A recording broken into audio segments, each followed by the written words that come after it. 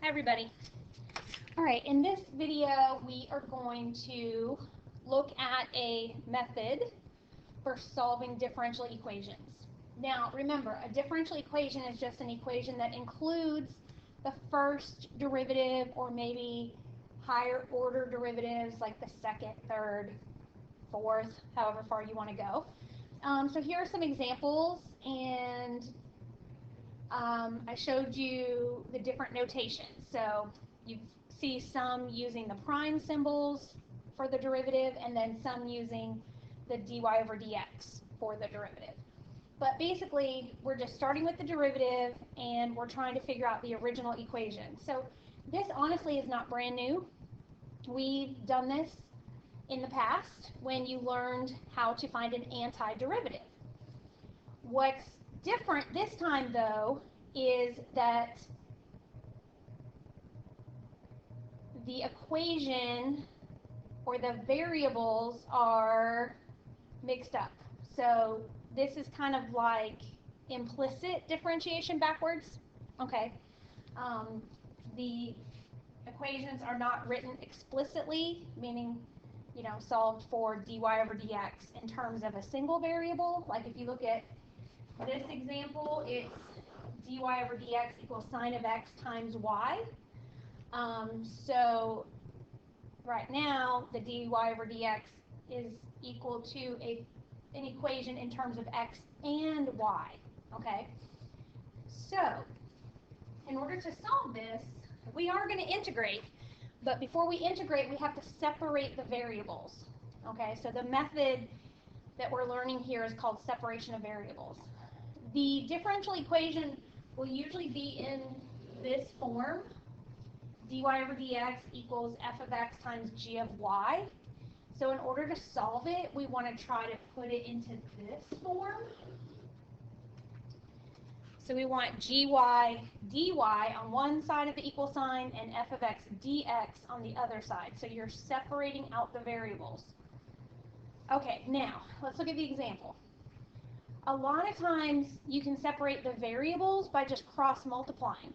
So if you notice here, if we cross multiply, we will end up with y times dy equals 2x times dx. And that separated the variables. So this is a pretty easy example. Okay, after that, you're just going to integrate, meaning find the antiderivative, but we're going to integrate both sides. Okay, so to find the antiderivative of y, remember we're going to add 1 to our exponent and then divide by that number, equals, and then we're going to antiderive the 2x. 2 is a constant multiple, times x. We're going to add 1 to the exponent, divide by that number, and then we're going to add the plus c. Now, technically you're adding plus c to both sides, but because you're adding a constant to both sides, if you were to, let's say, add or subtract that constant to move it to one side, you would end up with a constant on one side. So you really have to only have to put the plus c on one side of your antiderivative. Okay. Now, I'm just going to clean this up a little bit. So we're going to have y squared. Well, I'm going to make that 1/2 y squared equals x squared plus c. Okay, so now all we have to do is solve it for y. We need to get y by itself. Okay, so we're going to multiply by 2 on both sides to get rid of that 1/2. So we'll end up with y squared equals 2x squared plus some constant, because 2 times that constant is still a constant. Okay? All right, and then to undo the y squared, we're going to square root both sides. So we're going to end up with y is equal to, now when you square root, remember you get a positive and a negative solution, 2x squared plus c under the radical. All right, so that is our original equation, that is y, and basically, we just worked backwards. We started with the derivative, and then we found the original equation. So if you want to think of some steps to help you kind of make sense of all this, the first thing you always want to do is separate your variables.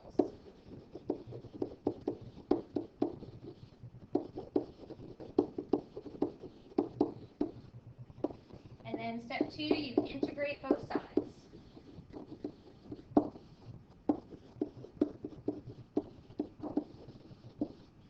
And then the third thing is you solve for y. And just don't forget the plus c, okay? All right, now, in the previous example, we found what is called the general solution of the differential equation, meaning that the solutions are infinite because of the plus c, because plus c could be any constant. In this example, we're going to find the specific solution. So in order to do that, we have to be given that initial condition. Okay, so this is our initial condition. Y of 0 is equal to 3. Again, this is not brand new. We did this when we learned how to anti-derive. The only thing different at this part is that you have to separate the variables and then integrate both sides. Okay, so let's do that. We have dy over dx equals negative x times y. So this is not one where you can just cross multiply, but what I would do first is multiply by the dx on both sides. So that'll give us dy is equal to negative x times y times dx. Okay, so we're pretty close. We just need to move the y from the right side to the left side. So, to undo the multiplication, we'll just divide each side by y.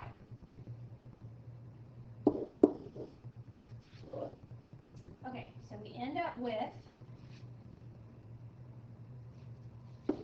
and I'm going to write the dy over y as 1 over y times dy, and you'll understand when we integrate, equals negative x times dx. So, we have separated our variables. Now we're going to integrate both sides. Okay, now remember the antiderivative of 1 over y is the natural log of the absolute value of y. Equals, and then to antiderive the right side, that negative, or you can think of it as a negative 1, is a constant multiple, so I'm just going to move that outside, and then we're going to antiderive x, so we're going to add 1 to our exponent, divide by that number, and then I'm going to add the plus c to the right side. Okay, then what we have to do is solve it for y. So we are actually solving a logarithmic equation. So remember, in order to do that, you have to convert it to exponential form. Okay? Natural log is base e. So this will convert to e to the negative x squared over 2 plus c power is equal to y. Okay, we're just converting it to exponential form. You start with your base, you raise it to that power, and that's going to equal y. Okay. Now, our initial condition is going to allow us to solve for c. So our initial condition is y of 0 equals 3. So we're going to plug in 3 for y and 0 for x.